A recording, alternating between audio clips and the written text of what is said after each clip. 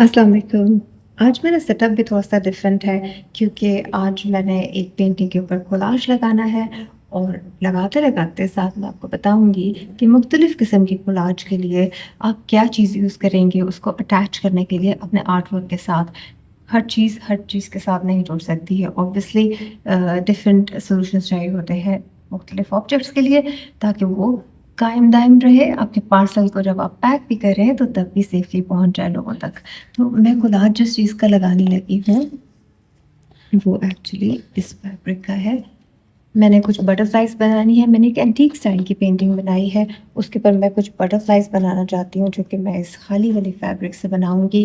ये embroidered area मैं use करूँगी इसके अंदर और साथ में मैं इसको तो मैं अटैच करूँगी धागे के साथ इसीलिए मैं मैचिंग धागा लेके आई हूँ। वो एक एंटीक स्टाइल की पेंटिंग है, मुझे लगता है कि उसमें एक ट्विस्ट ऐड करने के लिए मुझे थोड़ी-सी बटरफ्लाइज़ ऐड करनी होंगी, तो आपको दिखाऊँगी साथ में वो पेंटिंग भी अभी और साथ में काम करूँगी और साथ-साथ आपको ये बात भी बताऊँगी कि आप क्या-क्या कर सकते हैं अटैच अपने आर्टवर्क के साथ और किस चीज़ को अटैच करने के लिए क्या चीज़ यूज़ करनी ठीक रहती है। सुनो, मेरा नाम आसिया बाजवा है, मैं एक फुल टाइम आर्टिस्ट हूँ। फुल टाइम से मतलब ये नहीं है कि 24 आवर्स मैं आर्ट का काम करती हूँ, तो that is my main job और मुझे शौक है आपको गाइड करने का from making to selling art and if you like this topic then please join my channel and let's start the video. सबसे जो मेरी मोस्ट फेवरेट चीज़ है कोलाज के लिए वो है क्लियर ट्रेसो। क्लियर ट्रेसो को आपने अपने कोलाज के नीचे भी पेस्ट करना होता है, ब्रश के साथ लगा लें, उसके बाद अपने कोलाज वाली चीज़ ऊपर रख के उसको प्रेस करें और उसके ऊपर दोबारा से एक कोट कर दें क्लियर ट्रेसो का। ये नज़र नहीं आएगा, ये वाइट वाइट सा लगता है जब गीला होता है, मगर जब ये ड्राई होता है तो फिर ये बिल्कुल क्लियर ड्राई होता है और इसका बहुत सॉलिड होल्ड है। ये मोस्ट फेवरेट है, ख़त्म हो गया है मगर मुझे ये दोबारा पूरा कंटेनर लेके आना होगा। एक बड़ा कंटेनर भी ला सकती हूँ मैं शायद इसका। और सेकंड फेवरेट चीज़ जो है वो थ्रेड। थ्रेड बहुत फेवरेट चीज़ है मेरी। ये भी बहुत अच्छा रहता है, अच्छा होल्ड होता है इसका और नज़र भी इतना नहीं आता और ग्लू की तरह मेसी भी नहीं होता। ये जैसे प्राइमर भी ग्लू की तरह मेसी नहीं होता। आपको पता है ग्लू थोड़े अरसे में फिर डार्क हो जाती है और इरिटेटिंग सा होता है, उसके ऊपर फंगस भी लग सकती है, काफ़ी इश्यूज़ हो सकते हैं। लेकिन थ्रेड और जैसे primer is the best option. और एक और ऑप्शन बहुत फेवरेट है मेरी, वो है ये यूहू ग्लू।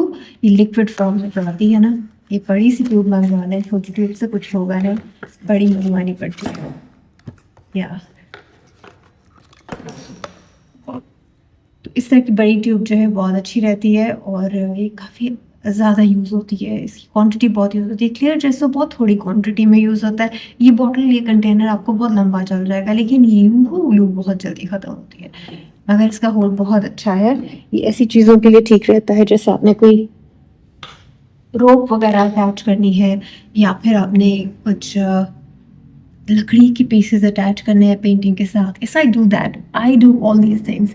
आपने कोई बीड्स वगैरह अटैच करना है तो आप थ्रेड यूज़ कर लें, लेकिन अगर कोई ऐसी सॉलिड चीज़ यूज़ करनी है तो फिर आप यूहू ग्लू यूज़ करें क्योंकि वो क्लियर ड्रेसों के साथ नहीं पॉसिबल। ठीक है, clear dresser mainly canvas attach करने के लिए कैनवस के ऊपर ही या फिर कोई फैब्रिक अटैच करने के लिए बेस्ट ऑप्शन है, मगर ये मोटी चीज़ों के लिए ठीक रहता है, रोप्स वगैरह के लिए। और अगर कोई कैनवस का पीस मैंने ऐसे अटैच करना हो जो कैनवस के एक एज से दूसरे एज तक जा रहा हो तो फिर मैं ऐसी कोई चीज़ यूज़ नहीं करती, फिर मैं सिर्फ उसको स्टेपल कर देती हूँ बैक साइड से, दोनों साइड से, तो फिर वो एक लंबा सा एक पैच अटैच होता है। मैं आपको साथ साथ कोशिश करती हूँ विजुअल्स भी आपको दिखाती जाऊँ। तो फिर वो एक लंबा सा पैच अटैच हो जाता है और वो हिलता भी है थोड़ा बहुत, यानी कि आपको पता चलता है कि वो कोई चीज़ अटैच है, तो वही इंटरेस्टिंग लगती है ना। मतलब ये कि जब लाइट पड़ती है ऊपर से आर्ट वर्क के ऊपर तो फिर पता चलता है कि ये कोई कोलाज वर्क है, जिससे वो ज़्यादा इंटरेस्टिंग हो जाता है और मिस्ट्री क्रिएट होती है उससे। आपने अगर मेटल के साथ किसी चीज़ को जोड़ना है, कैनवस को फॉर एग्जांपल जोड़ना है, तो फिर इपॉक्सी ठीक रहती है। ये लिक्विड फॉर्म में है, आपने इसको थोड़ा-थोड़ा निकालना होता है दोनों को और माचिस की तीली से उसको मिक्स कर लें अच्छी तरह से और फिर जिस चीज़ को जोड़ना है वहाँ पे उसको अटैच कर लें। ये इपॉक्सी ट्यूब्स की फॉर्म में भी आती है और कलर्स में भी मिलती है। मैंने ब्लैक यूज़ की हुई है और ट्रांसपेरेंट यूज़ की हुई है और भी शायद कलर इसके अंदर आते हैं। लेकिन एक बात और है कि ये इपॉक्सी एक आती है 24 आवर्स में जो जोड़ती है किसी चीज़ को और एक इपॉक्सी होती है जो 15 मिनट्स में जोड़ती है। फॉर एग्जांपल अब इस पेंटिंग को मैंने इस मेटल के ऊपर अटैच किया है, तो अब इसको मैं सारा दिन पकड़ के तो नहीं बैठ सकती ना, तो मैं थोड़ी देर के लिए इसको पकड़ सकती हूँ। तो मुझे 15 मिनट्स की इपॉक्सी चाहिए। This is a lovely art work, है ना? मुझे बहुत पसंद है। इस तरह का मैंने एक बड़ा भी बनाया हुआ है। I just love this thing. थोड़ा इसका ड्रॉबैक ये है कि तूफ़ान वगैरह में ये हिलेगा, पंखा भी चल रहा हो तो हिल सकता है, मगर वाह! बहुत अच्छा है, मुझे बहुत पसंद है ये। इसको स्टोर करना भी एक मसला है, इसको आप सिर्फ हैंग करके स्टोर कर सकते हैं और इसको भेजना भी, आई एम श्योर प्रॉब्लम होगी। मैंने अभी तक इस आप लोग को भेजा नहीं है जो मेटल के ऊपर अटैच की, but I just love this concept so much. करनी तो मैंने पहले इसके ऊपर पेंसिल से ड्राइंग थी और उसके बाद कटिंग करनी थी, मगर आप देख रहे हैं पेंसिल का तो इस पर पता ही नहीं चल रहा, तो मैंने सोचा अंदाजे से ही कटिंग करती हूँ और उसके बाद मैं इसके ऊपर पेंट, मैं इसके ऊपर अब इसको अटैच करने के बाद ही करूँगी, यही डिसाइड किया है अभी तो।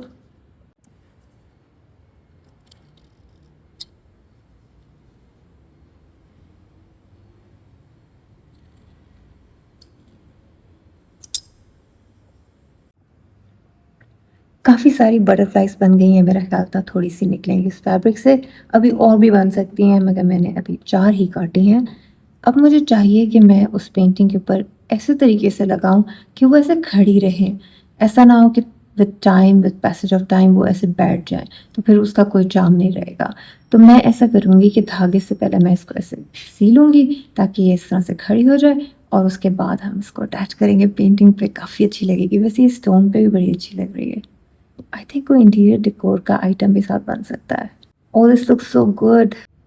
घर के लिए भी कोई चीज़ बना लेती हूँ। अब मैं आपको एक मैजिक दिखाती हूँ। ये सुई है और ये धागा है, और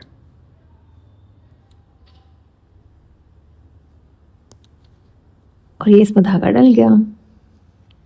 कैसा? अब मैं इसको इधर से सी दूंगी।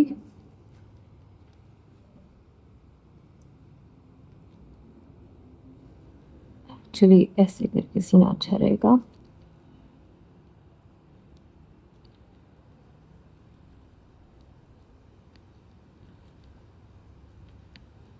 आर्ट्स और क्राफ्ट का ब्लेंड बहुत अच्छा लगता है। बास लोग अपनी पूरी पूरी शॉप पे ऐसी चीज़ें लगाते हैं जिसमें कोलाज हो, ऐसी पेंटिंग्स लगाते हैं, उनकी शॉप्स उससे बहुत सक्सेसफुल रहती हैं। मुझे कभी कभी अटैच करने का शौक होता है, तो मैं हर वक्त नहीं करती, बट जब भी अटैच करो पीपल लव इट। मुझे खुद भी अच्छी लगती हैं। ये देखें, ये अब सीधी खड़ी हो गई है, अब ये ऐसे ही रहेगी हमेशा, मतलब दूसरी तरफ बैठने लगी है, लेकिन अभी मैं पेंटिंग पे लगाऊंगी ना तो फिर आपको आइडिया होगा कि इसका फ़ायदा होगा। यहाँ पे मैं नॉट लगा देती हूँ। अब ये तैयार हो गई है हमारी पहली बटरफ्लाई। मैंने इसको कुछ पतंगे जैसी लुक ही दी है, रियल बटरफ्लाई जैसी नहीं है ये, लेकिन पेंटिंग के ऊपर मुझे ऐसी लगानी है। तो पहली बटरफ्लाई अटैच करके देखते हैं कैसी लगती है। ये वो पेंटिंग है जिसपे मैंने बटरफ्लाइज लगानी है। तो अब मैं देखूंगी कि कहाँ पे सूट कर रही है, प्रोमिनेंट भी हो और सूट भी कर रही हो, कॉम्पोजिशन ना ख़राब हो पेंटिंग की। तो मुझे लगता है यहाँ पे ठीक लगेगी, नज़र भी आएगी। इस लुक की लगा देते हैं, पहली तो लगाए कम अज़ कम। अच्छी लग रही है ना, पेंटिंग के साथ भी जा रही है, और ऊपर जब स्पॉटलाइट होगी ना तो ये बहुत अच्छा लगेगा, इसके अंदर से लाइट क्रॉस करेगी। I think it's going to look fantastic.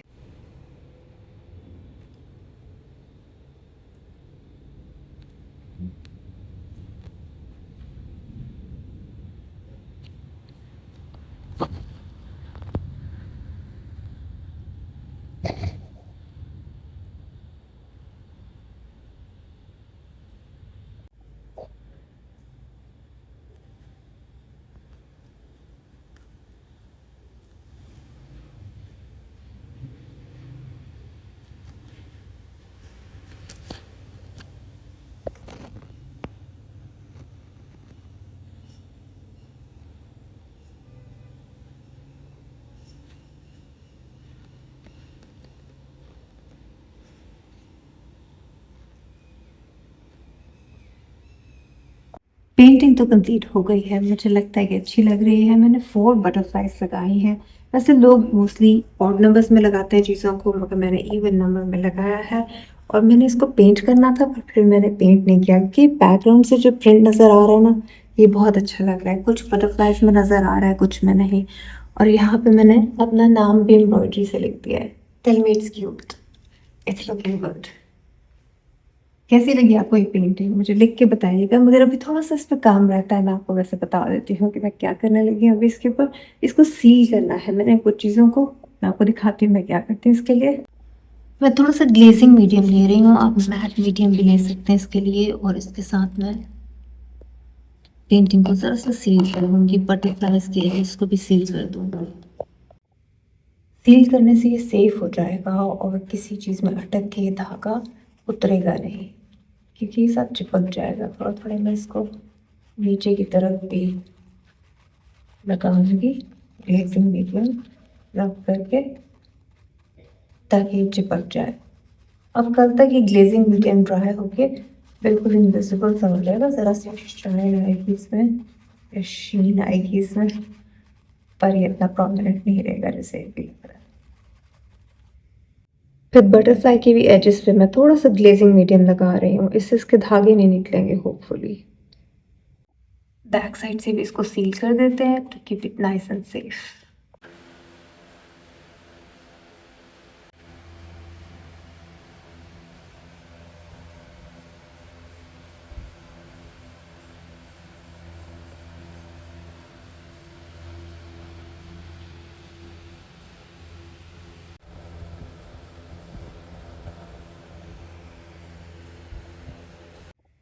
अब इस पेंटिंग की फ़ोटोग्राफ्स मैं आर्ट गैलरी ऑनर्स को भेजूँगी और मैं इंस्टाग्राम पे लगाऊँगी, एट्सी और साची आर्ट पे लगाऊँगी।